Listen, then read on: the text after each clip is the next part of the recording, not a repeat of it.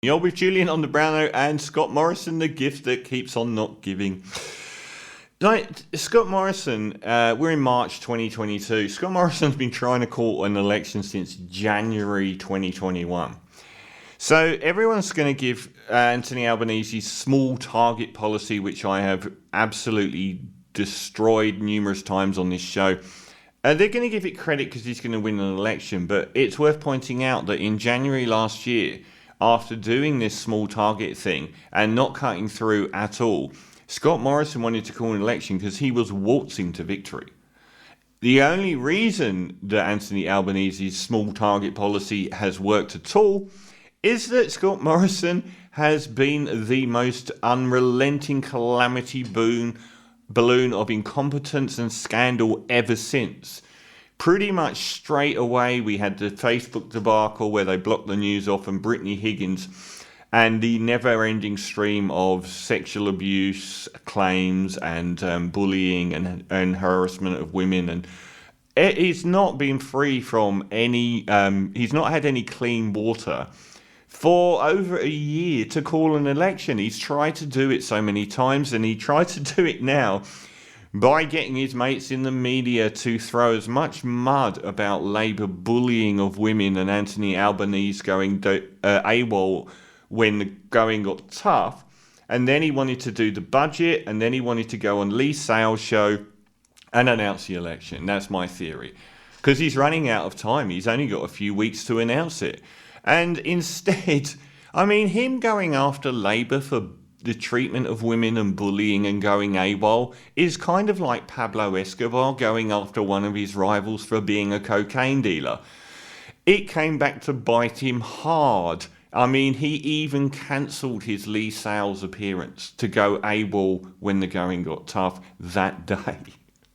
And of course, when you are dealing with the rampant misogyny and bullying of his government, going after your opponent for your two biggest weaknesses is an absolutely stupid game plan. For a start, Kimberly didn't accuse anyone. Kimberly Kitchen, who died from a heart attack allegedly, didn't accuse anyone in Labour of bullying. She accused Scott Morrison of being a bully, as did Gladys Berejiklian, called him evil and a bully. And of course, straight away, we had Conchetta Fierraventi Wells, if I said that right, go to her last speech before the House and eviscerate Scott Morrison for being a bully. The next day, Pauline Hanson, of all people, called Scott Morrison a bully.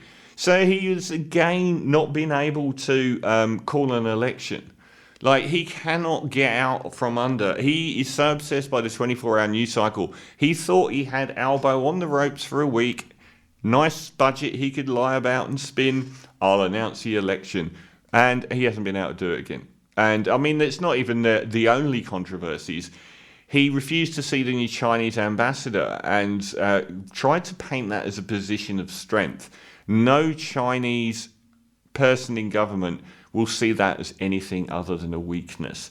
And we've now found out that the taxpayer of Australia is going to pay the French government $5 billion for doing nothing.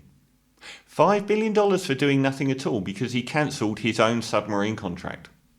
It's going well. But the most interesting thing to have blown up is this. When he first came into politics in 2007, it was under an incredibly controversial set of circumstances that have, for some reason, now blown up. His past is so off limits. Like, you can't find out why he got the sack from this job or that. He is really secretive about his background. But he faced Michael Towke for pre-selection of, I think, Cook. Prime Minister Scott Morrison has flatly denied allegations that he said his competitor for pre-selection in 2007 was a Muslim who was being investigated. Last week, Liberal Senator Conchetta Fierraventi Wells launched an extraordinary attack on Morrison in Parliament, calling him an autocrat and a bully with no moral compass. And she also said that were statutory declarations claiming that when Morrison ran for the seat of Cook, his entry into politics, in 2007, he made racial comments about Michael Towke, who was running against him. I'm advised that there are several statutory declarations to attest to racial comments made by Scott Morrison at the time that we can't have a Lebanese person in Cook. The state executive voted 12-11 not to endorse Towke and ordered a modified selection process. In other testimony reportedly written of Towke, said a number of members told him Morrison said similar things to them. Former Labour Senator Sam Dastyari said he had prepared the file and handed it to Morrison. He told Sydney Radio, "I would never underestimate Scott Morrison because I would never underestimate a guy who would turn to one of his opponents to take out one of his own. A guy that will literally do anything." Now, this is blown up. Scott Morrison lost by a factor of 8 the pre-selection vote, I think. Michael Towke got 8 times the number of votes. And then he got the bigwigs at the Liberal Party to overturn the result. And that's how we ended up with our worst ever Prime Minister. And this story is blown up. It's always been in the background. And we know that senior people in the Liberal Party helped out Scott Morrison and destroyed Michael Towke. That is what you're reading about at the moment. What you're not reading about is the rest of it.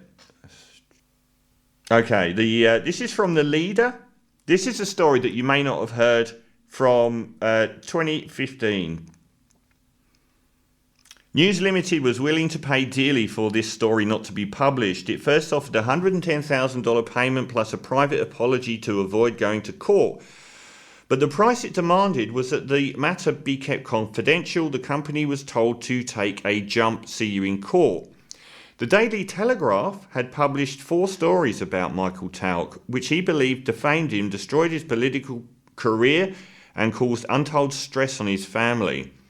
"These stories sent my mother to hospital," he told me. This is Paul Sheehan, the journalist involved. "They demonised me. I wanted them in court. But court was not where News Limited wanted to see Towke. They spent a lot of money fighting me. Their lawyers made me jump through every hoop. They asked me 30 pages of questions. Near the eve of the court date, lawyers for this subsidiary which publishes the Daily Telegraph Nationwide News Proprietary Limited offered the confidentiality package which Towke rejected. On the eve of the trial, Nationwide came up with another offer, $50,000 plus costs, plus removing the offending articles from the internet and dropping the confidentiality requirement. On advice of counsel, Towke accepted. So the Murdoch, not only did Scott Morrison get into politics in the first place by a pre-selection process which he had lost, and isn't the pre-selection process that he is trying to dominate for the Liberals still a very interesting thing, because he's taking them to court again, trying to use the Attorney General on his side. Not only did he use the bigwigs at the Liberals to racially vilify the member who had won pre-selection to insert himself, but the Daily Telegraph ran 4 defamatory articles about Towke at the height of the Cronulla anti-Lebanese protests and tried to vilify him and lied and paid him out. And that's what's not even being mentioned now. And this all led to Scott Morrison being put in the position he is in now.